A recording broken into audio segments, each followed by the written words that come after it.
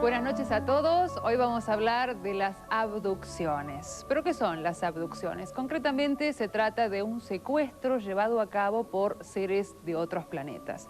La verdad es que esto ha sido reportado en todo el mundo. Muchísimas personas dijeron haber sido llevadas por seres de otros lados a otros planetas en nave, por supuesto, pero no hay pruebas científicas. Sin embargo, el tema es tan apasionante que hasta el mismo Steven Spielberg decidió realizar últimamente una película que se llama Taken, no sé cómo la van a traducir en nuestro país, pero es una miniserie que se va a llevar a cabo en Estados Unidos y se verá en los canales de televisión en principio norteamericanos. Y la historia cuenta los 50 casos de abducciones más importantes que el mismo Spielberg recopiló. Y la verdad también es que lo que nadie sabe públicamente es que el mismo Spielberg tuvo un contacto extraterrestre que fue lo que lo motivó a hacer esta fantástica película E.T. Bueno, volvamos a nuestro país. En nuestro país también hay muchos casos de abducciones, pero la gente tiene miedo de hablar. Tiene miedo de la gente que lo juzguen, que la cruz social, ¿no es cierto? Porque no es fácil enfrentar públicamente a una cámara y contar lo que le pasó, sobre todo con algo que no se puede comprobar científicamente. Lo cierto es que en nuestro país hay dos casos muy importantes. Uno es el señor Julio Plattner, de la provincia de La Pampa. El hecho ocurrió el 9 de agosto de 1986. Y el otro caso ocurrió en el 83 en Huerta Grande, en la provincia de Córdoba, y le ocurrió a la señora Mónica Pérez, que hoy la tenemos en nuestro programa. Ahora, los títulos.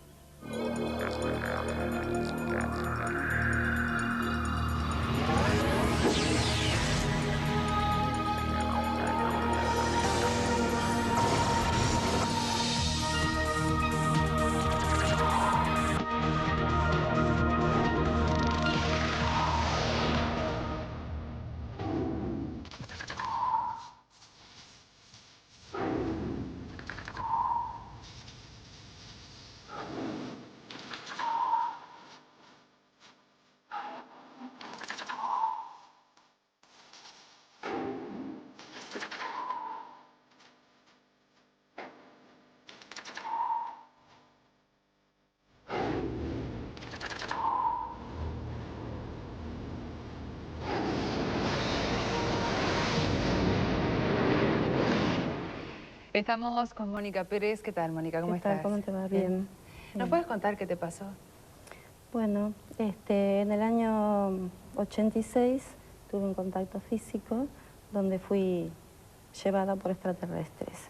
Estaba yo en la casa de una familia en Huerta Grande. Bueno, veníamos de un día de camping, de ver cosas. Trato de resumírtelo un poquito, ¿no? Bueno, comimos, cenamos, estuvimos todos bien y el marido de mi amiga, sin saber por qué, se va afuera, ¿no es cierto?, saliendo de la casa, y ahí empieza a gritar y me llama, o sea, Mónica, Mónica, vení. Entonces ahí es como que salimos todos y vimos una tremenda nave. ¿Y cuántas personas había ahí? Éramos más o menos 7 personas. ¿Y durante cuánto tiempo pudieron ver la nave? Y aproximadamente 2 horas, porque empezaron a hacer un tipo de juego de luces, se acercaban. No, en ese momento es como que estás tan así, te agarra tan desprevenido, que vas y bueno, te quedas ahí maravillado mirando. ¿No sentiste miedo? No, en ese momento no. ¿Y entonces qué pasó? Bueno, después de ver todo eso, nos vamos a dormir. O sea, cada uno se va a su ¿Y pudieron habitación. dormir? Porque, Dios mío, yo si llego a ver eso no duermo. No, sí, estábamos cansados, Bueno, yo siempre tengo la costumbre de fumar un cigarrillo, ¿viste? Sí. Cuando me voy a acostar. Y estaba fumando un cigarrillo y de repente veo que por el lado de la cocina, 2 luces enormes que empezaban a acercarse hacia la parte del comedor donde yo estaba.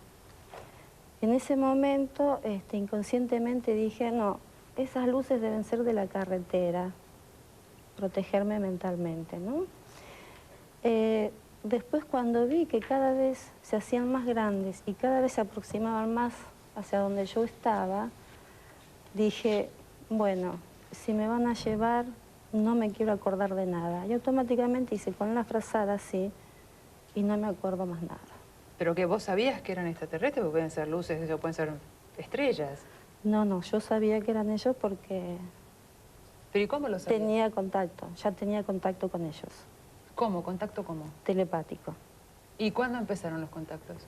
A fines del año 84. O sea que a vos esto no te tomó de sorpresa, vos ya venías preparándote. No, me tomó de sorpresa el hecho de que me iban a llevar físicamente. Eso no estaba en mí mentalmente, ni estaba preparada. Bueno, ¿y a dónde te llevaron? A la nave. Yo no te puedo decir sí, de la nave me llevaron y viajé, no. Pero no vos sé estabas nada. en Huerta Grande. En la casa de una familia. En la casa de una familia, bien. Sí. Vamos a ver entonces el mapa para ubicarnos físicamente, para Bien. analizar este caso. Estabas en Huerta Grande y cerca de La Falda, ¿no es cierto? Estabas en Huerta Grande y te transportaron ¿hasta dónde? Hasta el Cerro Los Mogotes. Hasta el Cerro Ahí. Los Mogotes. Sí. ¿Y ahí qué pasó? Y bueno, yo lo que te puedo contar ahora es lo que yo después descubro, porque yo no lo descubro al otro día. Yo al otro día cuando me despierto, yo había dormido, yo no me acuerdo de nada. Pero vos cuando te llevan, ¿sos consciente de que te llevan a una nave? No. No. Yo tomo conciencia al mes, más o menos. O sea que vos te fuiste a dormir y para vos no había pasado nada. Absolutamente nada. Yo dormí, ¿Viste las descansé, luces? ¿Te vi las asustaste? luces. Te fuiste a dormir. Y me fui a dormir. Bueno, ¿y al mes Tranquila. qué pasó? Al mes, ¿qué pasó? Me estoy lavando la cabeza y noto dos cosas, dos protuberancias, acá y acá. Me asusté, lloré, me envolví la cabeza y automáticamente llamé a mi médico, quien me dijo, bueno, termina de secarte bien la cabeza y te espero en el consultorio. ¿Y? Y bueno, se dio cuenta que estaba bajo un efecto de shock, me fue hablando, me fue calmando y ahí es como que al aflojarme empecé a hablarle y a darme cuenta de que algo había sucedido. ¿Y qué recordás a vos? ¿Qué te pasó concretamente? ¿Qué te hicieron? ¿Qué me hicieron? Lo que recuerdo es así, subo por una explanada metálica a una nave acompañada por dos extraterrestres, uno de acá, otro de acá, y veo que me estoy acostada en una camilla. ¿Y cómo eran ellos? Altos, 2 metros, 2 metros 20, rubios, atléticos, con un mameluco color rojo vermelho bordó. ¿Y tenías miedo? En ese momento no sé, supuestamente lo tendría o no lo tendría porque no tengo conciencia. O sea, yo esto que te estoy diciendo es porque lo estoy recordando. Bueno, ¿y recordás la camilla? Recuerdo la camilla y ahí, bueno, me doy cuenta de que estoy desnuda porque estoy tapada con una especie de sábana hasta acá. ¿Te sacaron la ropa? Sí, aparentemente sí, porque yo me veía el torso, esta parte, sin nada. ¿Y? Entonces veía que tenía el cabello bien corrido para atrás, la cabeza en una posición así y un enorme reflector. Como si fuera un quirófano. Un quirófano, una sala de ¿Y cirugía. cuántas personas, cuántos seres habría ahí? ¿Dos o Lo más? que yo vi había 4 más o menos. 4. Cuatro. ¿Y no te pusieron ninguna cánula, nada? No, uno de ellos, cuando yo hice así, me dijo que me quedara tranquila, que no me iba a doler nada. Y ahí automáticamente se acerca otro de ellos y yo vi cómo. No te puedo decir si con un aparato, con un bisturí, con qué, porque no lo vi. Pero lo único que sé es que abren así, esta parte de acá la corren para atrás. Ay, ¿te abrieron la cabeza? Sí. ¿Y pero no te pelaron? No. Ahí automáticamente salí porque no quise recordar más. Era muy traumático para mí. ¿Y? Y bueno, hasta ahí pasó lo que tenía que pasar. Y después, hablando con mi médico, bueno, ahí es donde él decide empezar a hacer unos estudios para ver realmente qué es lo que había pasado. ¿Y cómo te sentiste anímicamente? ¿Cómo me sentía? Y muy mal. Muy mal porque a mí nadie me dijo, o sea, nadie me pidió permiso. Yo te voy a llevar. Claro. ¿Vos querés que te lleve? No. Esta es la diferencia con el contacto, ¿no? Parece ser que en el contacto les piden permiso y el contactado acepta o no En No, el caso en de el contacto tampoco piden permiso, porque se meten en tu mente y vos no entendés nada. Sentís como un endurecimiento en tu cuerpo y escuchás que alguien te está hablando. ¿Y vos mantenés contactos con ellos ahora? Sí, sí. ¿Qué sentís que te pasó esto para hacer un nexo entre ellos y nosotros? Puede ser, sí. ¿Te dieron alguna tarea? No, no, ninguna tarea, ningún mensaje. Si yo te diría un mensaje, me enseñaron muchísimas cosas. ¿Y cuál sería el propósito de ellos? No lo sé. ¿El propósito a qué nivel? O sea, ¿por qué? ¿Por qué te pasó esto? ¿Por qué me pasó esto? ¿Puedo hablar con total confianza?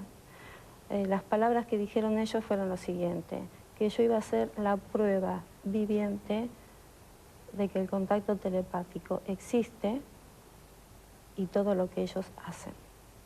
Yo soy la prueba de su existencia y de lo que pueden hacer.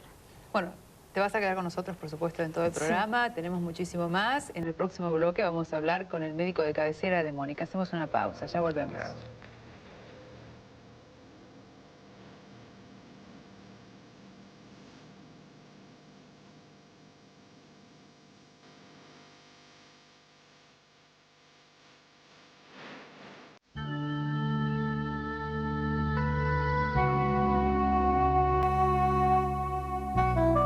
Estamos ahora con el médico personal de Mónica Pérez, la abducida. El doctor es el doctor Eduardo Provelli. Buenas tardes. ¿Qué tal? Gracias por venir, ¿eh? Al contrario. ¿Cuánto hace que la conoce Mónica? Algo así como 20 y pico de años. Como mínimo 20 años. ¿La conoce desde antes que le ocurra esto? Sí. ¿Y cómo se enteró usted? Era paciente mía a través de su obra social. La atendía, no era una persona de venir muy frecuentemente a consulta. Y yo me entero mucho después de la realidad de lo que había sucedido. Porque ella es una persona que habla poco y yo soy una persona que pregunto poco. Entonces yo escucho lo que me dice. Entonces cuando yo la examinaba, daba mis opiniones, hasta que un día me contó cómo era la historia. Entonces traté de retroceder todas mis consultas. ¿Por qué lo consultaba? No, la primera vez que consultó era por su cabeza. Decía que tenía 2 promontorios en la cabeza. Y bueno, yo lo tomo un poco a chiste, la primera consulta, porque la cabeza no crece. Entonces... Ella se presentó y le dijo, tengo 2 protuberancias siento esto, que amanecí con esto, etcétera, etcétera. Bueno, en ese momento no me preocupé tanto de ver eso, sino ver el estado de ella. ¿Anímica? Claro, cómo estaba anímicamente, si estaba nerviosa, no estaba nerviosa, en qué estado estaba. Sí, ahora lo recuerdo escuchando el relato de ella. Así, uy, cierto, pensé por mis adentros, así era. En aquel momento me llamó la atención, porque el médico tiene una base científica y es curioso, siempre le llama la atención lo que no es normal. Su forma de actuar, su forma de hablar, uno cuando habla o se expresa o se mueve, hace una serie de movimientos creados en ese momento. No es como manejar un auto, que es una actitud totalmente refleja. Entonces me parecía que sus movimientos y su actuación era refleja, no creaba nuevas actitudes. Me llamó la atención esa posición que no la interpretaba. Entonces después analicé las cosas, cuál era el estado. ¿Pero le dolía la cabeza, por ejemplo? Sí, le molestaba la cabeza, etcétera, etcétera.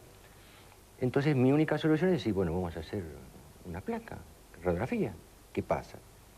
Jamás se me ocurriría pensar que está creciendo. No, lógico, pero ella se presenta con esta situación y sí. ¿qué le dice? ¿Me caí o...? No, dice que le nada. molestaba, no. ¿Que le molestaba? Sí, eso es muy de pocas palabras.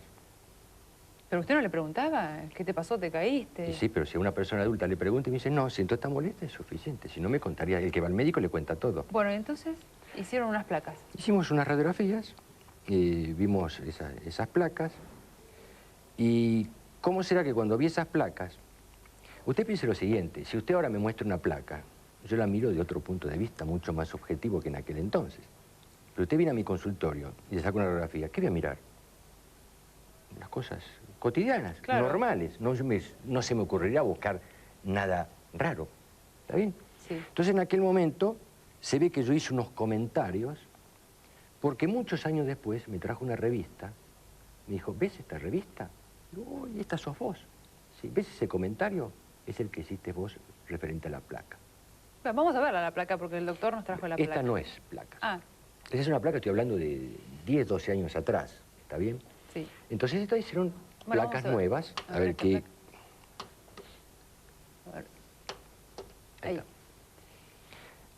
A ver si nos puede indicar dónde está la diferencia de un cráneo normal. En esta placa, por supuesto, en esta placa, lo que yo noto diferente sería este grosor, ¿no es cierto? Que uno podía hablar de la incidencia de la radiografía. La veo bastante de perfil, porque estamos viendo esto que se llama silla turca, que está en buena posición. Me llama la atención, no sé por qué. ¿Esto no es normal? No, no es común. Yo vería esa placa y trataría de mirar por qué está eso.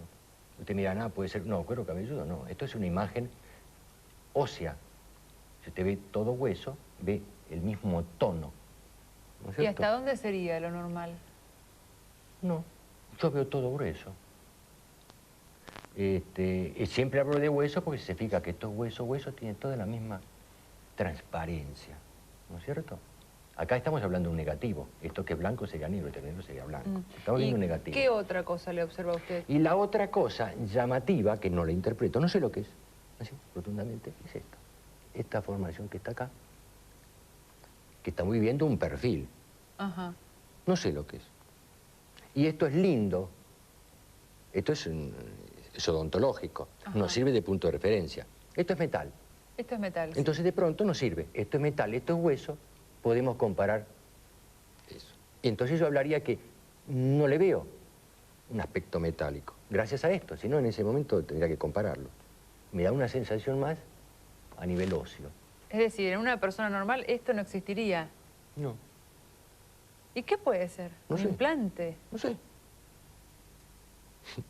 ¿Un cartílago? O sea, metal no es. No sé. Si supiera sería... ¿Pero usted qué intuye? Me dice, si no es metal. Así le digo, no sé. ¿Y cuántas veces en consultas aparecen radiografías y busco a otro colega y digo, escuchame una cosa, ¿qué es esto? Tal cosa. Ah, tenés razón. ¿Y usted no tiene placas demónicas desde antes que le pasara esto o no? ¿Y para qué? No, digo, porque a veces en consulta... mi respuesta es correcta. ¿Para qué si yo no la estaba estudiando, no sabía qué sucedía, no sabía nada? No, lógico, Sí, pero a veces uno se puede hacer un chequeo y le quedan las placas. No, porque se la lleva el paciente. Si ustedes me dijeran ahora, ay, qué lindo, cada vez que le saco una placa vamos archivando. Mira, esta placa la comparo con esta, la comparo con el otro. Lo mejor es comparar placas radiográficas para saber las diferencias. Pero si yo no conozco de qué se trata, ¿qué interés tengo? Si usted viene a mi consultorio, guardar su placa radiográfica y después viene a 2 o 3 años, saco la otra. Está bien. ¿Y qué busco? ¿Y usted cuando ve esto, no lo consulta o no lo conversa con otros médicos? No, lo correlacionaría clínicamente. ¿Qué está pasando? ¿Qué sucede? Y si después no le encuentro correlación con lo que me explica, con lo que veo, sí, de otro colega, escúchame, ¿qué es esto? ¿Qué ves? Pero esto normal, digamos, no es común. No es común, ahí está, eso me gusta más. Claro. Me gusta más, no es común. No es común. Que es diferente a no Nunca es lo vio normal. usted. No, me llamó la atención. ¿Y en qué zona estaría ubicado? Porque lo vemos de perfil. ¿Esto? Sí. Y estaría atrás de su nariz. Detrás de su nariz. Esta es la parte nasal y la parte de atrás. Bueno, vamos a seguir conversando sobre el caso de Mónica Pérez, que por supuesto es muy interesante. Antes de ir a la pausa, les recordamos nuestro email, misteriosdeluniverso@telefe.com. Y si no, nos llama telefónicamente al número 4999-1155. Nos interesa saber su opinión y también sus experiencias, porque sabemos que hay muchísima gente que le han pasado cosas por el estilo y no se anima a hablar. Aprovechen que esta es la primera vez que se hace un programa pluralista en Argentina en televisión abierta sobre los temas relacionados con el OVNI. La pausa, ya volvemos.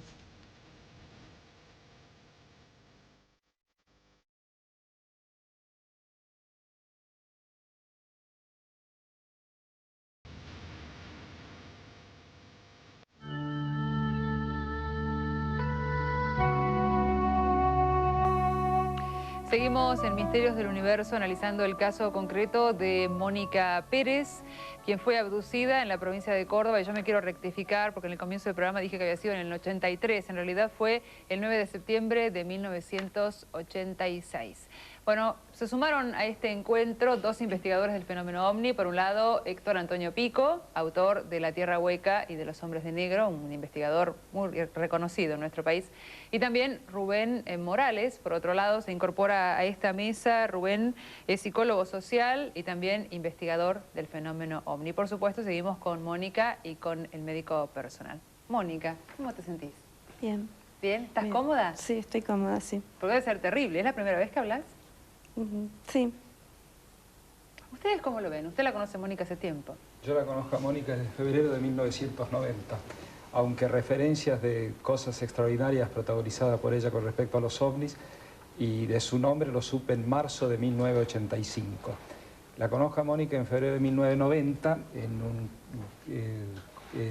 una conferencia que hice en Mar del Plata, ¿no? Y después la visito y ahí comienza una investigación. Ella contaba cosas que era difícil creerle, ¿no? Comienza una investigación que dura unos 2 años. Un día, en una conferencia que hice en Futurama, en la Rural, conozco un médico, pues yo buscaba un médico que tratara de interpretar lo que ella decía que había en la radiografía. Conozco un médico, subdirector de un hospital del Gran Buenos Aires, y le pido que venga a mi casa, que le voy a mostrar unas radiografías. No le digo de quién ni para qué. Entonces, ahí ocurre ya un hecho de los tantos que rodean el rarísimo, el extraordinario universo de Mónica Pérez. Llega Mónica con el esposo en el auto, llega el médico, estacionan, los dos abren la puerta al mismo tiempo, ese es médico y Mónica. Los dos caminan uno al lado del otro sin conocerse hasta mi casa. Los dos giran y van a poner el dedo en el timbre casi al mismo tiempo. El médico, por gentileza, porque está ante una dama, retira el dedo, entonces pone el de Mónica. Y ahí les muestro una radiografía. Este médico mira y dice: esta señora debe tener muchos dolores de cabeza. Yo la miro a Mónica y nos hacemos señas como diciendo: me duele la cabeza como le duele a todo el mundo. En la segunda placa el médico la mira y dice: esta señora, esta persona, porque no le había dicho ni siquiera de quién era, ¿no?, ha tenido fractura de cráneo. Entonces, en ese momento yo sé que estoy ante un caso de abducción único en el mundo. Y bueno, ya, pero no es único. No, la único verdad, por sus características. pero no es único. No, único en el mundo por sus características. Y entonces, a partir de ese instante dejo de ser un investigador y trato de comprenderla, Mónica, ¿no? Una ama de casa con los problemas cotidianos, hacer la comida a los hijos, ahora se va a casar la hija, preocupado por ese tema, atender la casa. Y traté de comprenderla, de todo eso que la rodea, que es realmente fantástico. Además, voy investigando los contactos que ella ha programado, todo sin gran exhibición pública ni nada. Éticamente el caso se me presenta como extraordinario. Ella no busca grupos de seguidores, a lo sumo tiene un par de amigos, no convoca a gente para manipularla o para hacer una buena caja, sino simplemente que vive lo suyo con una gran humildad y con una enorme ética. Entonces le computo de 8 contactos a que ella llamó, 7 realizados. Rubén Morales es psicólogo social. ¿Cómo observas este caso? Bueno, este caso se inscribe dentro de muchos otros que se han producido en el mundo. Son casos, yo en el sentido, soy ufólogo y aparte psicólogo social, con lo cual corro con cierta ventaja contra los demás ufólogos, porque no necesito probar la realidad física de las cosas que suceden. Desde el punto de vista psicosocial, el fenómeno OVNI y este tipo de sucesos son una realidad.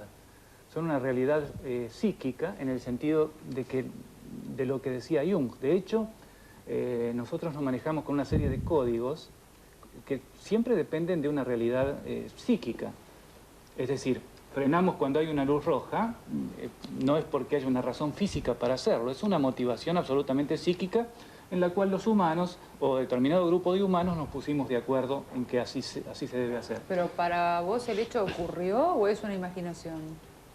Ese tipo de fenómenos, incluso desde el punto de vista de... Yo le escuchaba a Mónica cuando hablaba, es difícil de precisar que se trate de una realidad física, de hablar concretamente de naves extraterrestres que secuestran físicamente seres, incluso los que se contactan con los seres no están tan convencidos de tener seres que sean tan tangibles. Bueno, pero yo les propongo, como el caso de Mónica no es el único caso, en todo el mundo se cuentan estas cosas, vamos a ver un informe sobre los contactos en el mundo. El argumento fundamental es que en el espacio no existe otra forma de vida inteligente más que la terrestre. Esta es la postura invariable de científicos, organismos militares y religiosos. En el caso improbable de que hubiera otras especies inteligentes en el universo, las distancias a recorrer en el espacio son tan inmensas que aunque las naves alcancen velocidades fantásticas, tardarían siglos o milenios en llegar hasta nuestro planeta. El argumento sería válido si ese universo se rigiera únicamente por las leyes físicas que el hombre conoce. Ios Adamski, un norteamericano de ascendencia polaca, fue el iniciador de la saga de los contactados. El 20 de noviembre de 1952, a poco más de 5 años de producido el incidente Roswell, entró en contacto con un presunto venusiano de larga cabellera y aspecto angelical. La historia resulta poco creíble y los investigadores del fenómeno OVNI lo consideraron un fabulador. Sus fotografías, tomadas en el transcurso de numerosas citas, resultaron demasiado perfectas para ser auténticas. Aquellas naves, con una cúpula dotada de ventanillas, procedentes de otra gigantesca de forma cilíndrica, parecían excesivamente escenográficas, casi teatrales. Algo parecido resultaron los mensajes que Adamski decía recibir de sus amigos extraterrestres, exageradamente preocupado por las pruebas nucleares y los destrozos ecológicos que el hombre está produciendo en la Tierra.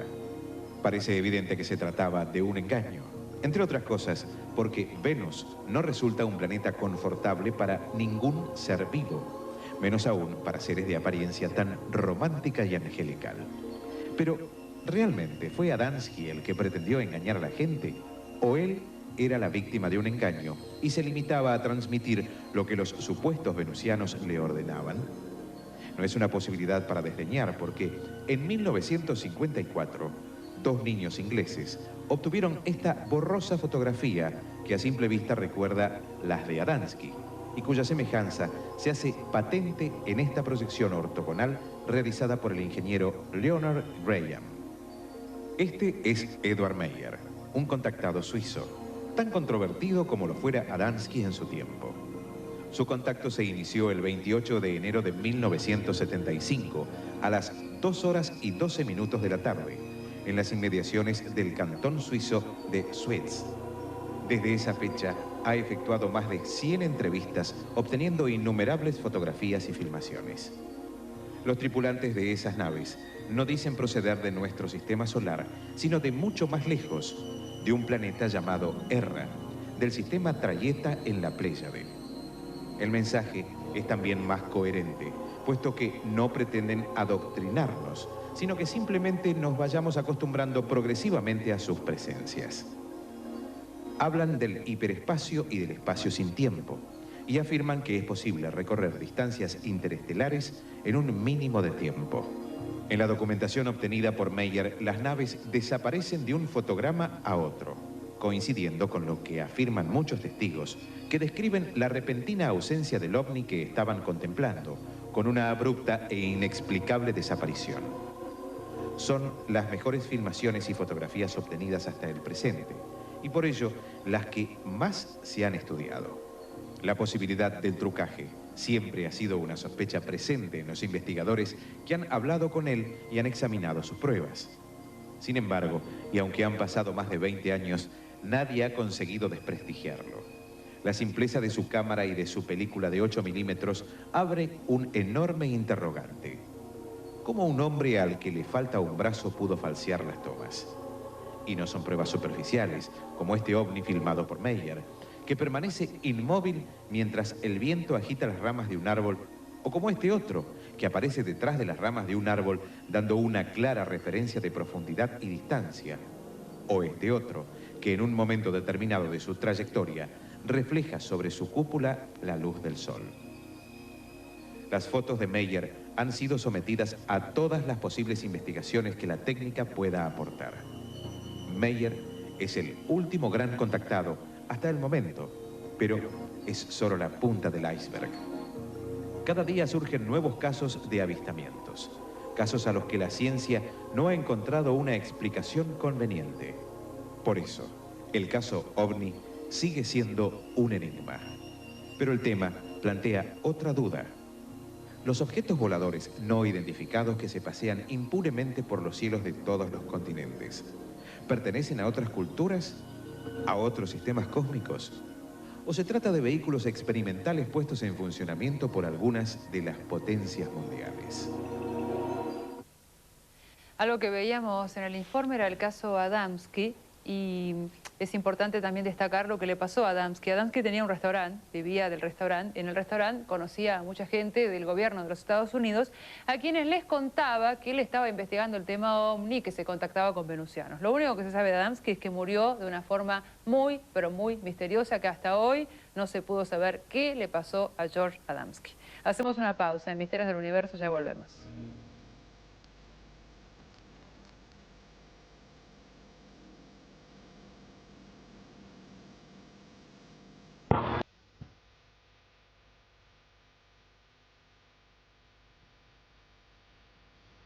Seguimos analizando el caso de Mónica Pérez, quien cuenta haber sido abducida por extraterrestres en la provincia de Córdoba. Bien, ¿cómo son las naves? Tienen una forma piramidal. O sea, yo lo que recuerdo es como si vos vieras una pirámide, pero así, recostada. No parada, sino acostada. Y que consta más o menos de 3 pisos. La parte de arriba de todo es la parte de la navegación, que tiene una parte intermedia, y la parte intermedia es la parte del fuselaje, y la parte de abajo ya es la parte de las maquinarias. No tiene alas, ¿no? No, no.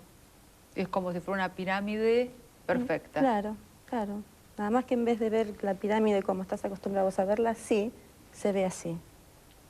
Claro, donde vos estuviste sería un plato volador de forma triangular, obviamente, claro. Pero también hay cilíndrica, eso es lo que manifiestan todos, ¿no? Sí, varias formas tienen. Claro, lo que se sabe es que la tecnología terrestre todavía no es capaz de construir un plato volador. Vamos a ver el siguiente informe.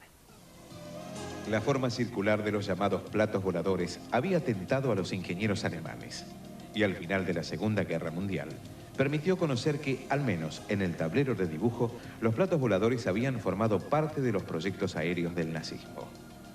Seguramente ninguno de ellos llegó a volar, pero constituían una posibilidad, un punto de partida para situar a los ovnis dentro de la tecnología terrestre.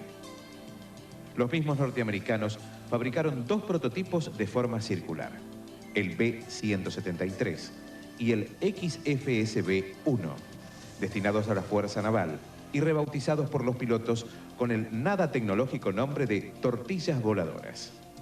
Pero ninguno de estos proyectos circulares aportaron ventajas sobre el diseño de los aviones tradicionales.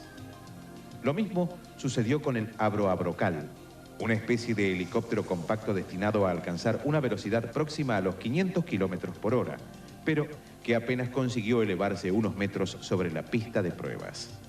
Años más tarde, los ingleses diseñaron el Escape, cuyas pruebas en un hangar del Real Centro Aeronáutico de Carrington aquí mostramos. Se trata de un modelo a escala. De haberse completado el proyecto, la nave hubiese medido 220 metros de diámetro. La Fuerza Aérea Británica jamás informó sobre las conclusiones de este experimento.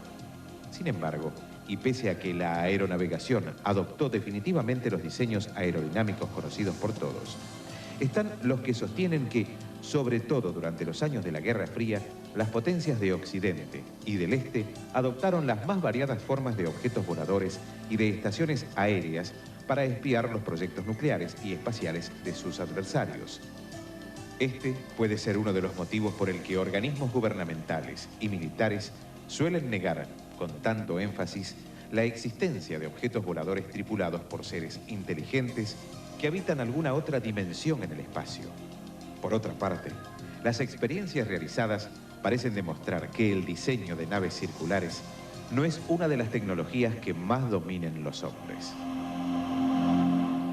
Sigamos ahora hablando con Mónica Pérez. ¿Y a vos qué te pareció cuando estuviste adentro de la nave? ¿Qué sensación tuviste?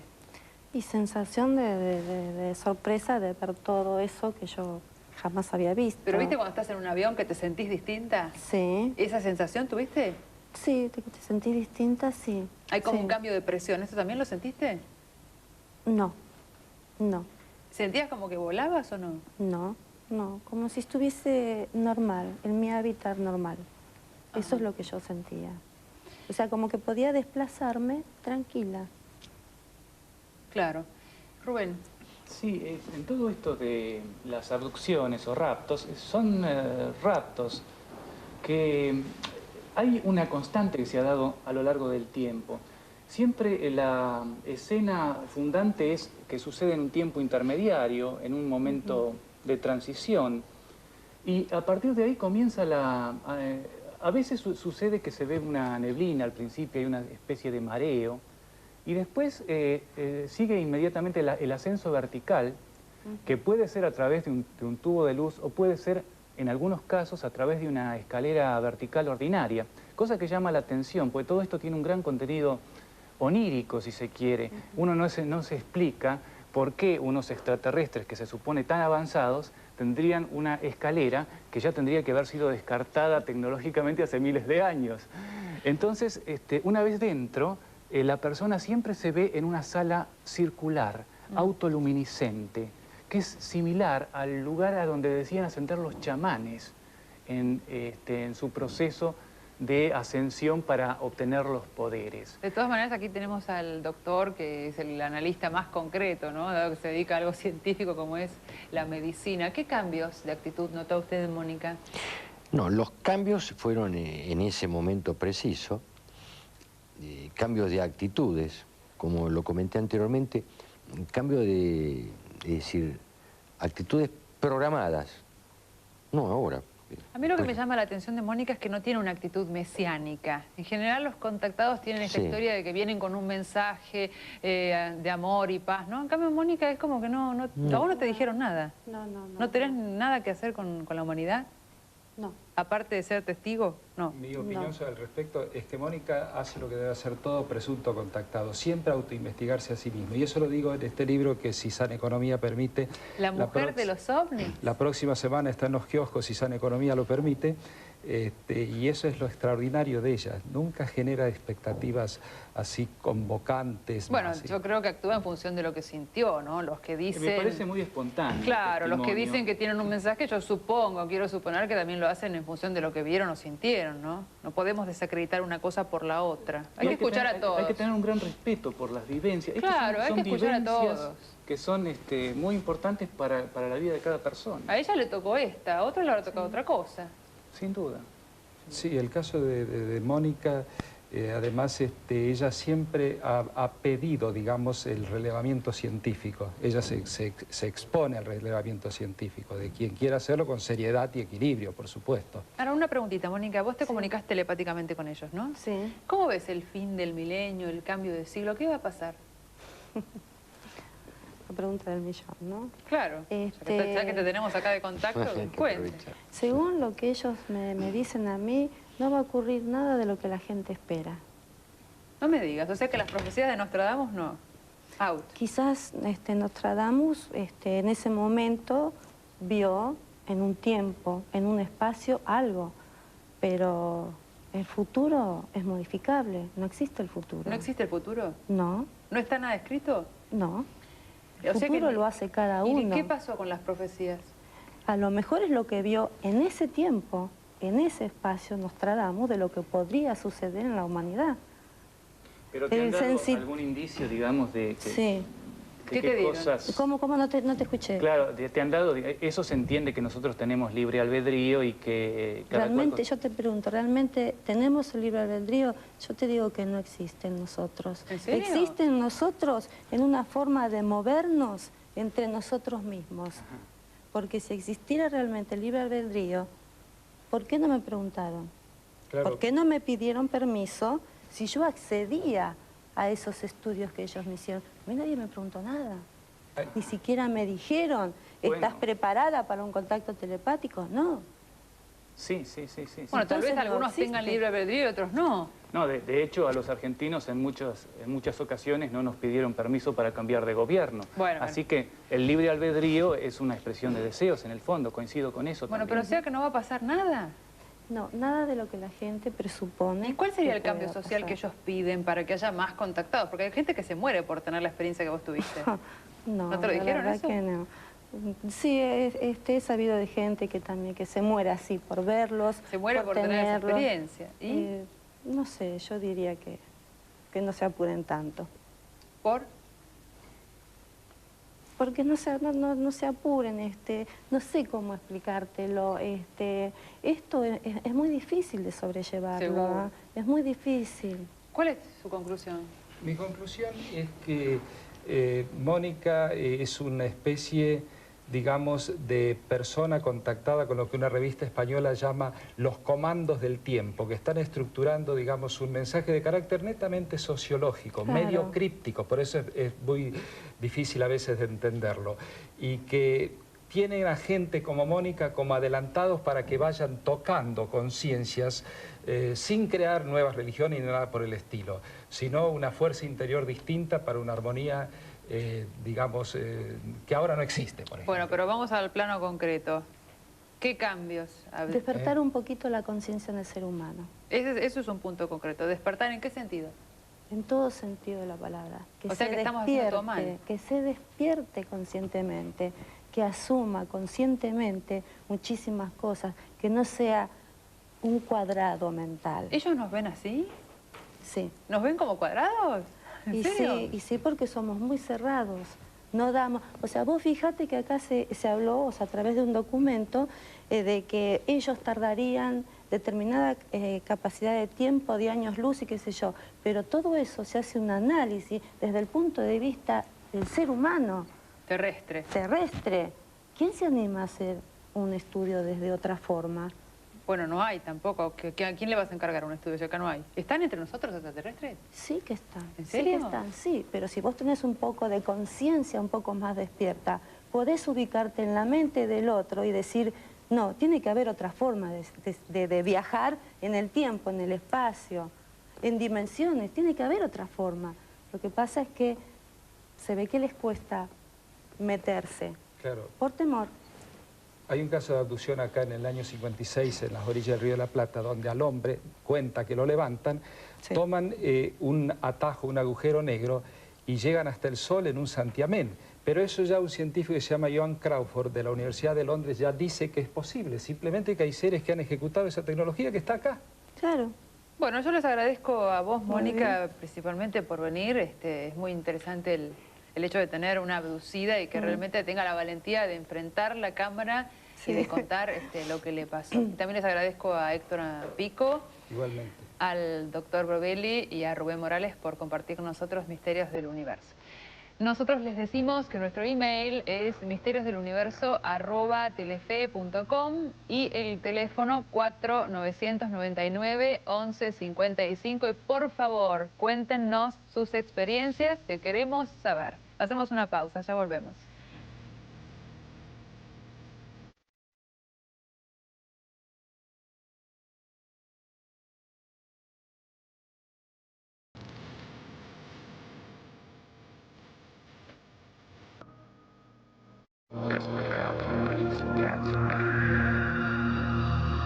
Bien, hemos tenido hoy un programa realmente apasionante con el tema de las abducciones. Es uno de los principales temas que está relacionado con el fenómeno OVNI y no es casualidad que Steven Spielberg se dedique ahora a hacer una película sobre abducciones. Pero hablando concretamente del tema con Mónica, recién fuera de cámara me decía que lo más importante en la vida es no juzgar ni prejuzgar, porque de esta manera uno se puede meter en el mundo del otro y puede abrir un poco la cabeza y sin juzgar poder, aunque sea, aprender otras cosas. Los dejo entonces con esta inquietud y nos volvemos a encontrar el próximo domingo aquí en Misterios del Universo.